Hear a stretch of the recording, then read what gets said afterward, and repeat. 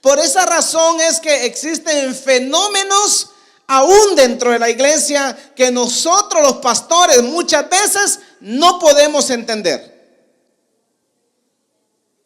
Porque la unidad dentro de la iglesia y la cabeza que es Cristo Jesús, Jesús lo está comparando al matrimonio, o lo está comparando el apóstol Pablo al matrimonio, diciendo: así como hay una unidad dentro de el matrimonio, así es la unidad que debe de existir con Cristo Jesús. Porque Él es la cabeza. Y escuche bien, porque la cabeza regularmente es la que lleva la responsabilidad, pero también la cabeza es la que dirige. Entonces Jesús es el que dirige a la iglesia. Nosotros no le decimos a Jesús qué es lo que queremos que Él haga, si Él ya lo hizo todo. Ahora es Jesús el que nos dice a nosotros qué es lo que nosotros tenemos que hacer.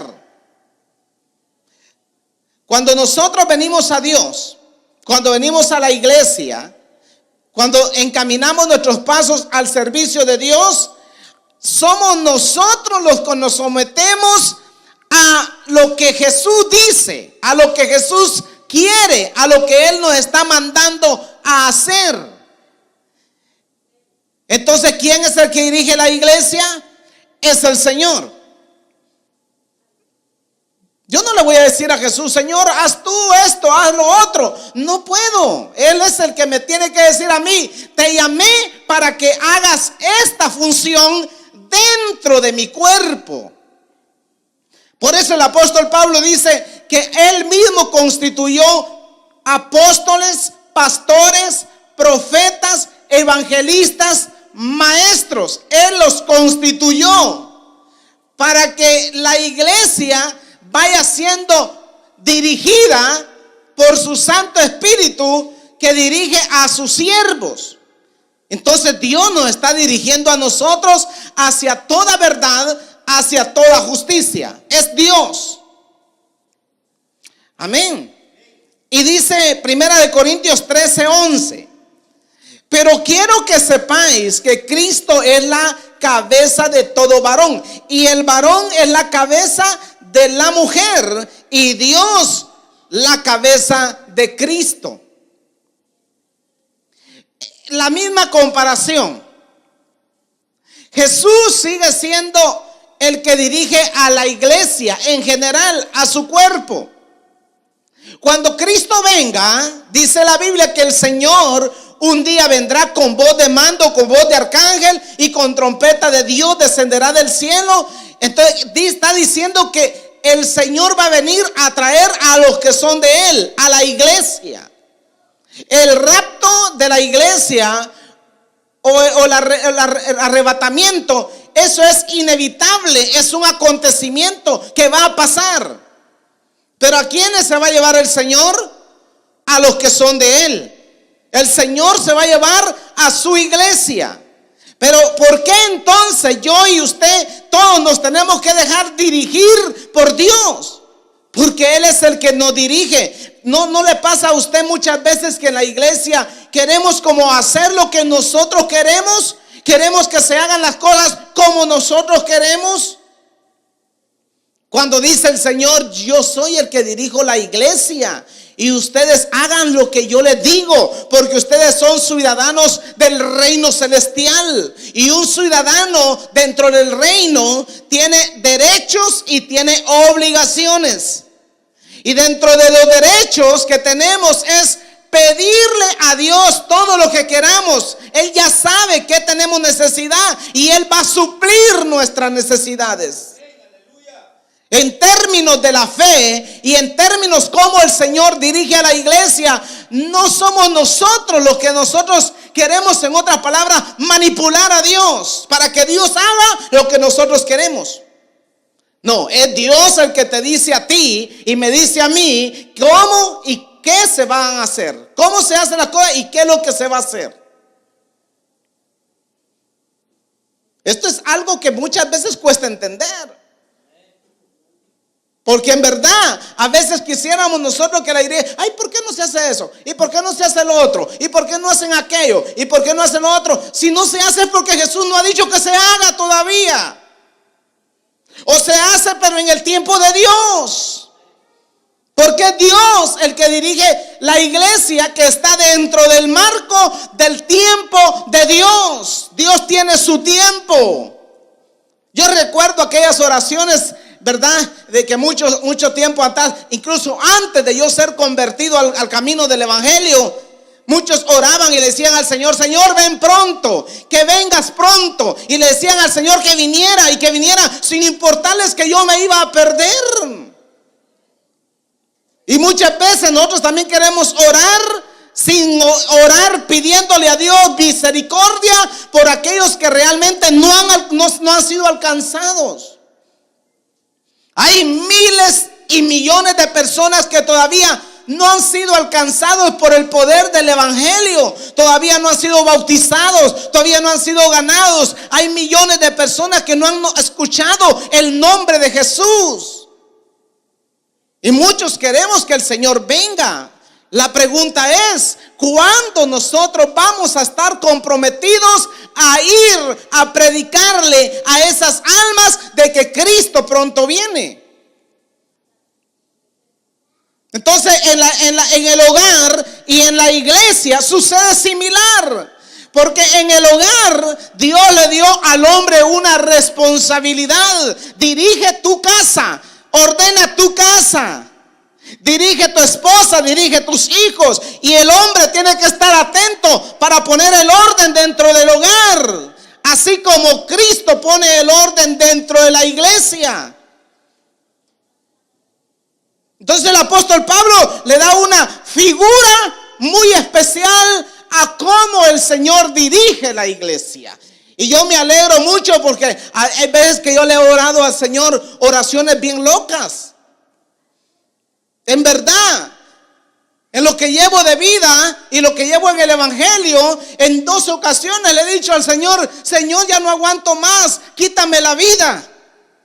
Y el Señor no ha querido. Imagine que Jesús escuche mi oración, la primera oración, ustedes no me hubieran conocido a mí, no hubieran sabido de mí. Pues sí, porque Dios me ha dicho, ¿quieres que te quite la vida? Vámonos. Ya. No, todo a su tiempo. Y Dios tiene su tiempo para todas las cosas. Hasta para dar el crecimiento a la iglesia, el Señor tiene su tiempo. El darte a ti la oportunidad de que tú prediques el evangelio, tiene su tiempo. El darte a ti la oportunidad de levantar tus manos y adorar al Rey de Reyes, tiene su tiempo, tiene su momento.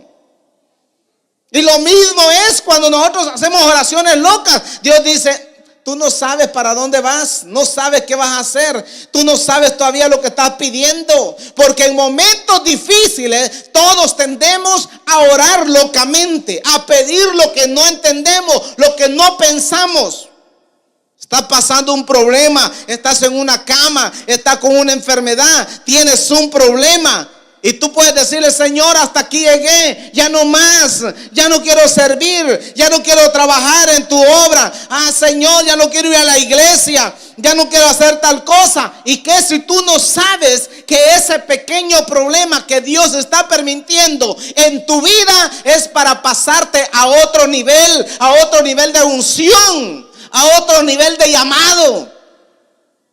En los hombres de Dios en la Biblia encontramos que muchos no querían ir a predicar, muchos no querían servir, muchos no querían trabajar en la obra, hasta que Dios lo pasó por un proceso. Y ese proceso es necesario a veces en nuestras vidas. Es necesario que Dios nos pase por el proceso de la prueba, el proceso a veces del desánimo, del desaliento. Porque si todo en el camino del Señor fuera fácil, todo el mundo fuera cristiano, todo el mundo estuviera en la iglesia, porque es fácil. En el camino del Señor vamos a encontrar momentos duros, momentos difíciles, pero los momentos duros o difíciles Dios los permite para que nuestra vida sea reforzada, para que nuestro nivel espiritual crezca, para que aprendamos a madurar en el Señor. Por eso Dios lo permite.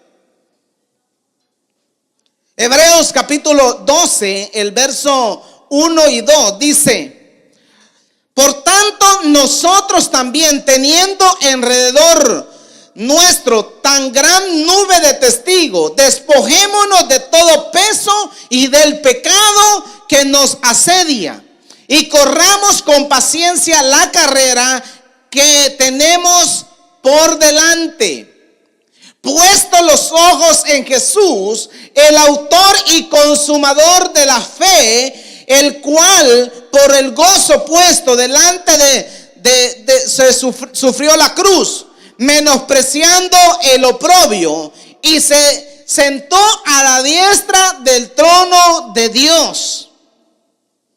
Pasar el momento difícil de la muerte era fácil. Era fácil para Jesús dejar el trono de gloria donde él estaba. Fue fácil decirle al Padre: sí, está bien, Padre, si quieres tú, yo voy a la tierra a morir por ese montón de pecadores que hay abajo. No fue fácil.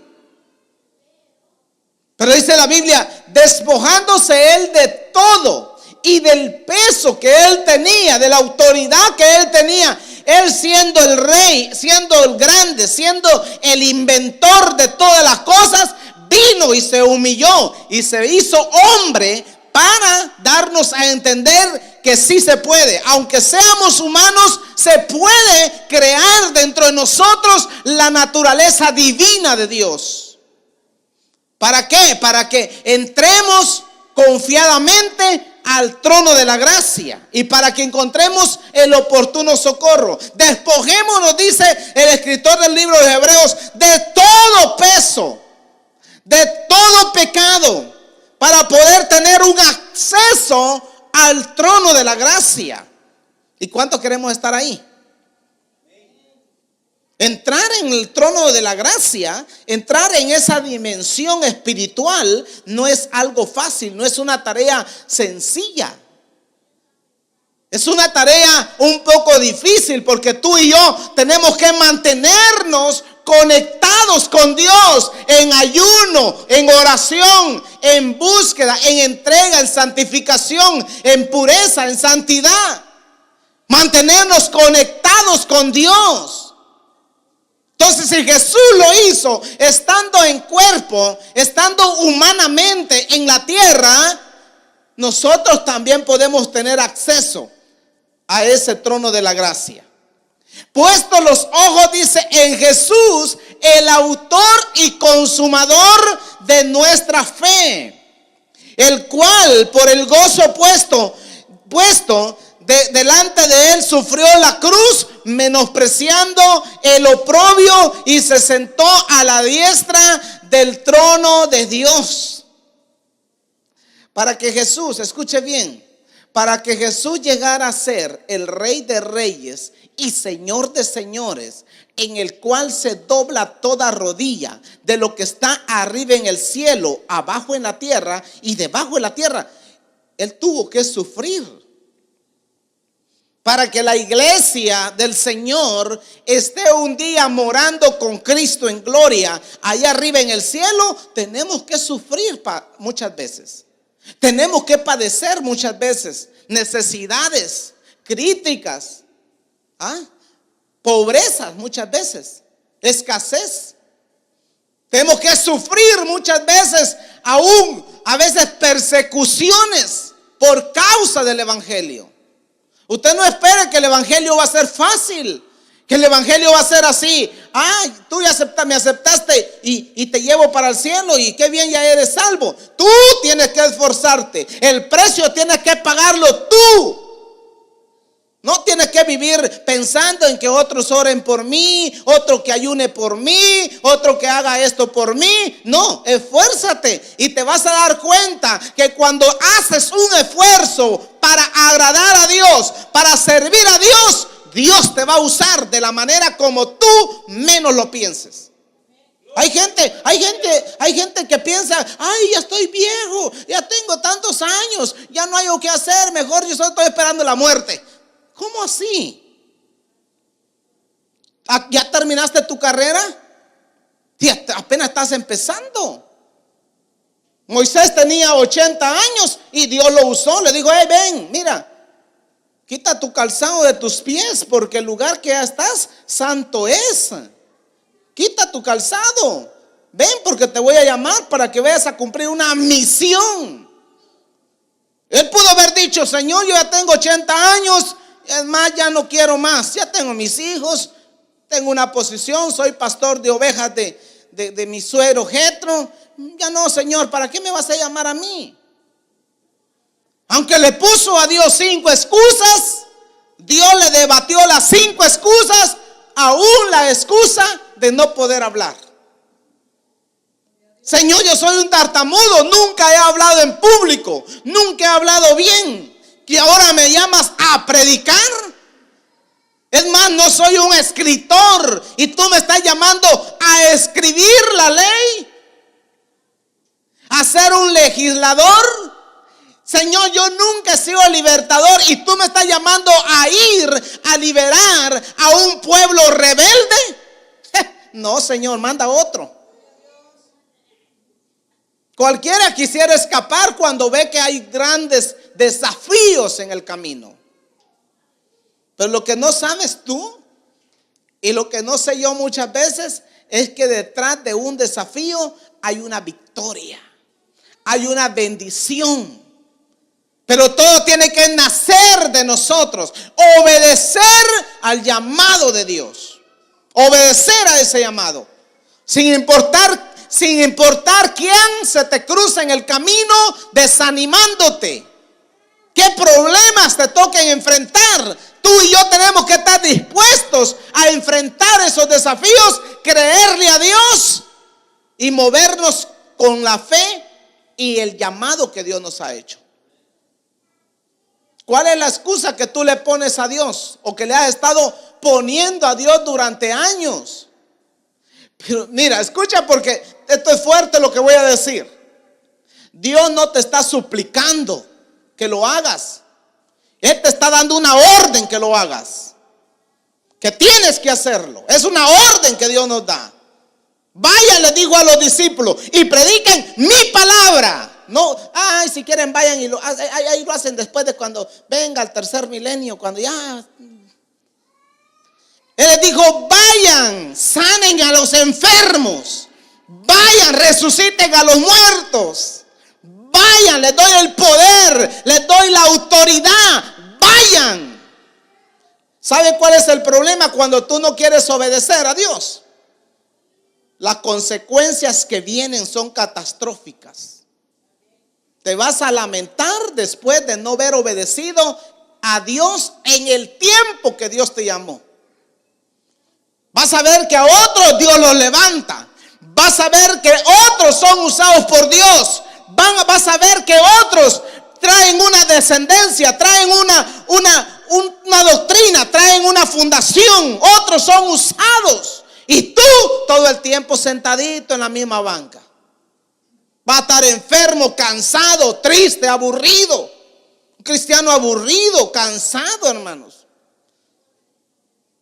No, pero cuando tú obedeces a Dios, levanta tus manos y adoras al Rey.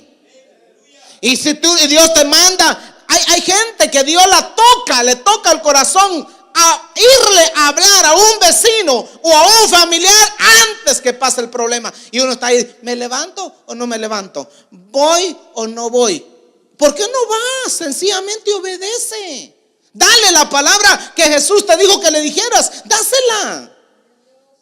Es más, los profetas de ayer eran profetas que Dios los mandaba a decirle a alguien que se iba a morir y ellos iban. Hey, mira, dice Dios que tantos días te da de vida, así que arregla tu vida. Y se iban, vaya, yo ya di la palabra. Esa palabra, mire, quedaba haciendo efecto en el corazón y en la mente de las personas. Anda, ve, dale la palabra. Nunca calles lo que Dios te dice que hables. Dedícalo, háblalo. Porque sería triste y lamentable que Dios a ti te dé una palabra y la persona se muera y sin que tú le hayas dado la palabra. Tienes problemas. Tienes problemas. Yo tengo un problema. Si yo no obedezco la orden, porque Dios no me está suplicando. Él me está dando a mí una orden. Anda, ve, habla, predica, enseña, instruye, corrige, hazlo. Entonces, ¿qué tengo que hacer yo? No quedarme como sonámbulo, ¿verdad? Ahí, boom, boom. No, sencillamente, si tú me lo mandas, Señor, tú me vas a respaldar. Si tú me lo mandas, yo lo voy a obedecer. Pase lo que pase, yo voy y hablo la palabra. Porque es preferiblemente tener problemas con los hombres y no con Dios.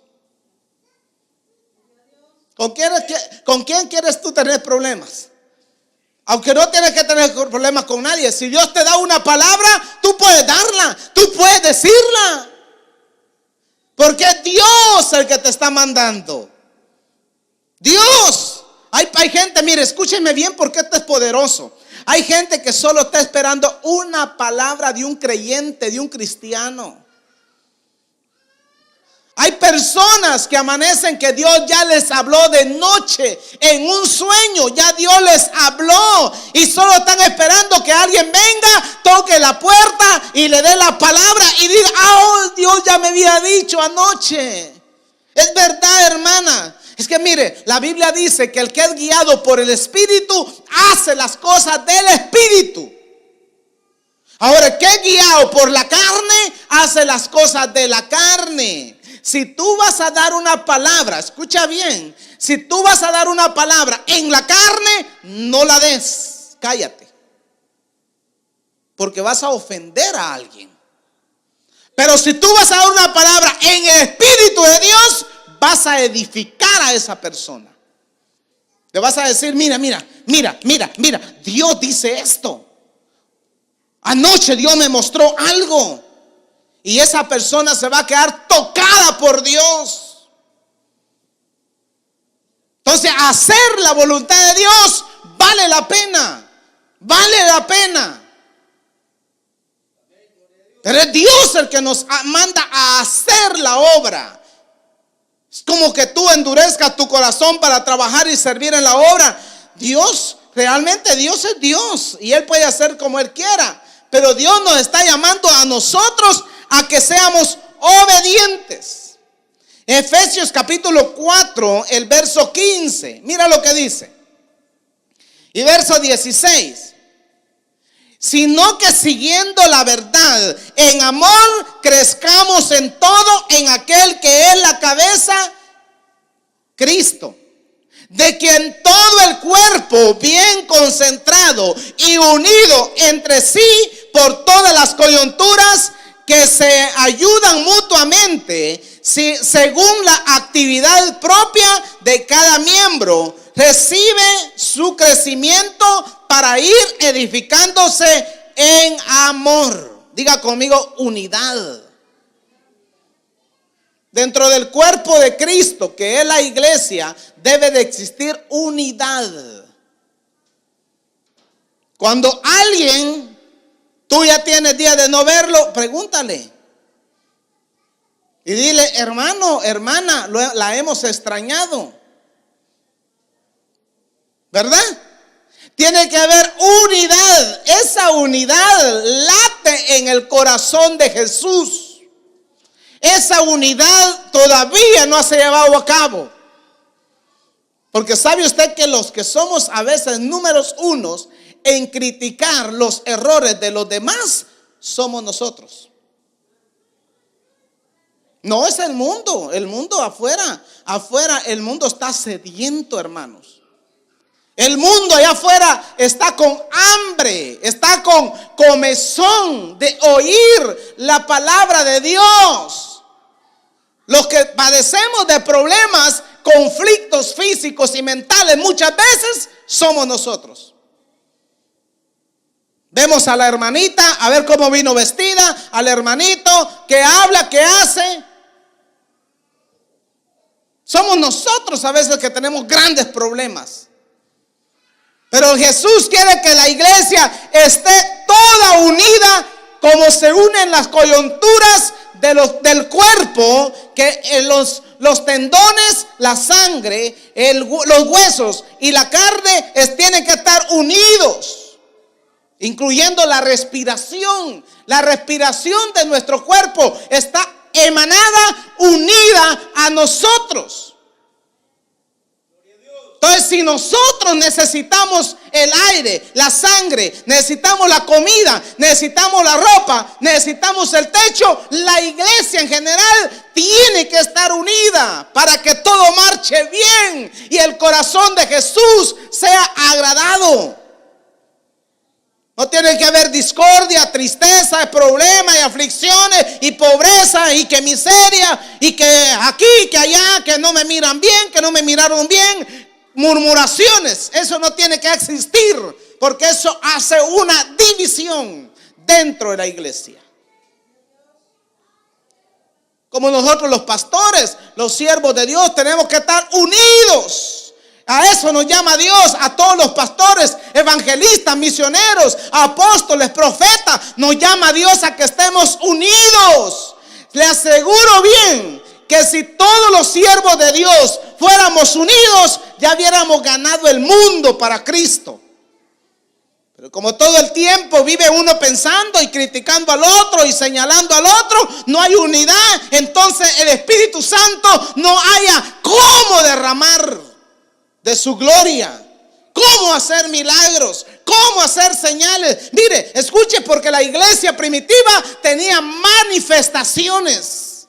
Y las primeras manifestaciones, habían 4 manifestaciones que la iglesia primitiva tuvo: señales, milagros, prodigios, y había riqueza económica. Dice la Biblia que ninguno tenía necesidad, nadie padecía necesidad. Es más, traían todo y lo ponían dentro de la iglesia. Era la iglesia la que gobernaba. No, escuche bien, porque no eran los impíos los que gobernaban la nación. Al principio no eran ellos los que gobernaban. Ellos no ponían leyes. Las leyes las ponía la iglesia. Los apóstoles ponían las leyes y dictaminaban qué se tenía que hacer y qué no en una nación. Ahora hemos perdido valores, hemos perdido principios, hemos perdido terreno. Hemos perdido terreno en la política, hemos perdido terreno en todos los medios de comunicación. El mundo ha agarrado lo que no le pertenece. Pero al principio la iglesia era la que prevalecía, era la autoridad. Los reyes venían y le pedían consejo a los pastores, le pedían consejo a los diáconos, le pedían consejo a los servidores. Y los servidores, los diáconos, estaban prestos para darle el consejo a los gobernantes.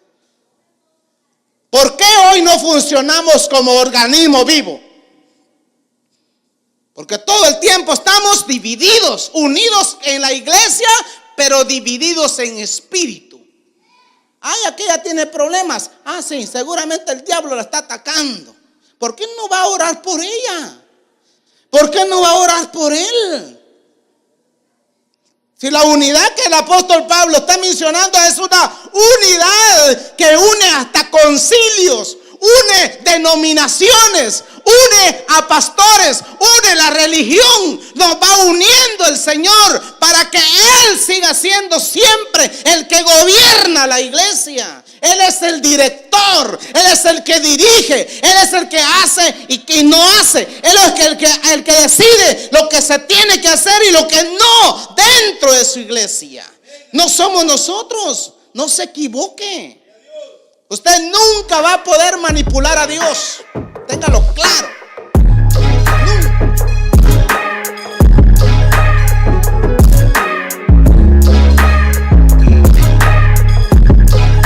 Vayan a predicar el evangelio. Vayan a ser discípulos a todas las naciones. Bautícenlos en el nombre del Padre y del Hijo y del Espíritu Santo. Entonces, ¿a quiénes exactamente envía el Señor a hacer discípulos? A los adoradores. Por lo tanto, todo creyente que se convierte en un discípulo de Jesús tiene que ser adorador, pero también tiene que convertirse en un hacedor de discípulos. La raza humana se multiplique, pero principalmente quienes se tienen que multiplicar son los hijos de Dios, ¿verdad? Entonces, Él les dice, edifiquen casas, ¿verdad? Y luego multiplíquense, ¿verdad? Porque quería el Señor de que el pueblo de Israel fuera multiplicado. Ahora dice, orad por la ciudad a la cual el Señor los ha enviado, porque si ella tiene paz, vosotros también tendréis paz. Por eso es que nosotros siempre en nuestras oraciones, siempre oramos por la ciudad. No importa si es lunes, si es martes, miércoles, jueves, viernes o sábado, hay que orar por la ciudad.